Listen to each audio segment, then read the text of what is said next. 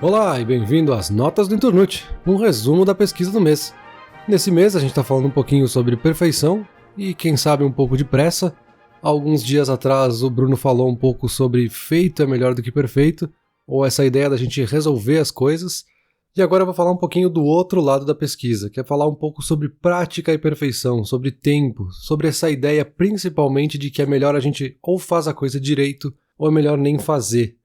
Bom, quando a gente olha para discussões na internet, pessoas falando sobre essa ideia e esses contrapontos, primeiro que sim, feito dá uma sensação às vezes de curto prazo mais rápida, que realmente a gente resolveu e tirou da nossa frente, mas o que se percebe nos comentários das pessoas é que por mais que algo feito tire aquilo do teu radar, o perfeito te dá uma sensação de alegria, uma felicidade, uma completude muito maior que simplesmente tirar da tua frente alguma coisa.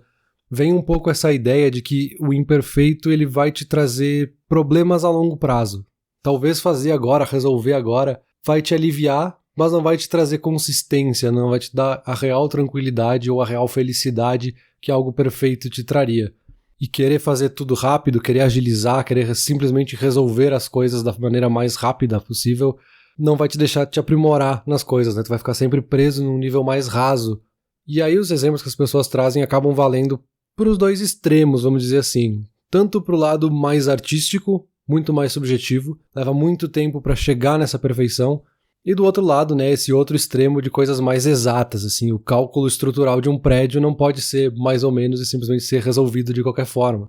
Um médico não pode fazer uma cirurgia de qualquer forma só para tirá-la da frente, assim, ele precisa fazer aquilo com perfeição porque a outra opção pode ser fatal, né? Então, claro, aqui são casos mais extremos, mais caricatos, obviamente, mas eles trazem um pouco dessa ideia, assim, de que a gente não pode fazer as coisas mais ou menos, ou pelo menos para algumas atividades a gente não pode aceitar algo que não seja perfeito, né? Ou ao menos esse é o argumento, que o bom o suficiente às vezes não é o suficiente, né? E aí que a gente chega na ideia, né, de que a prática leva à perfeição. E a prática que a gente pode entender como algo que leva tempo, né? A gente praticar, rever, revisar, olhar de novo, dar tempo para as coisas. Isso nos levaria, de fato, a essa perfeição, né?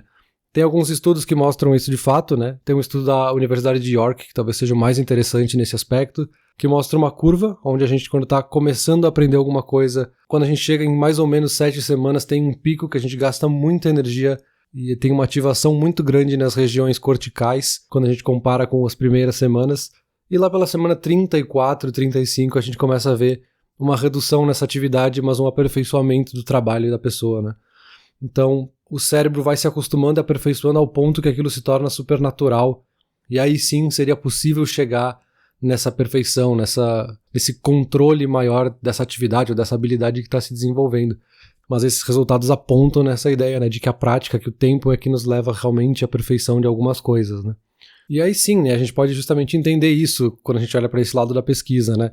Que apressar as coisas, apressar projetos, qualquer coisa que seja, pode custar muito caro no futuro, né? Eu acho que a grande armadilha aqui talvez seja que talvez isso seja imensurável e é muito mais tentador a gente tirar alguma coisa da nossa frente e resolver logo do que dedicar muito tempo e parar tudo que a gente está fazendo para tentar resolver ele ou para aperfeiçoar ele, o que quer que seja, né?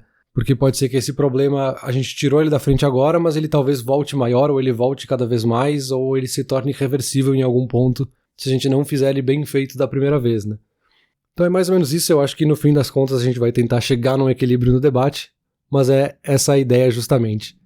Então é isso, apesar dessas notas terem sido feitas às pressas, o debate aqui vai chegar na perfeição da discussão, então até lá, valeu!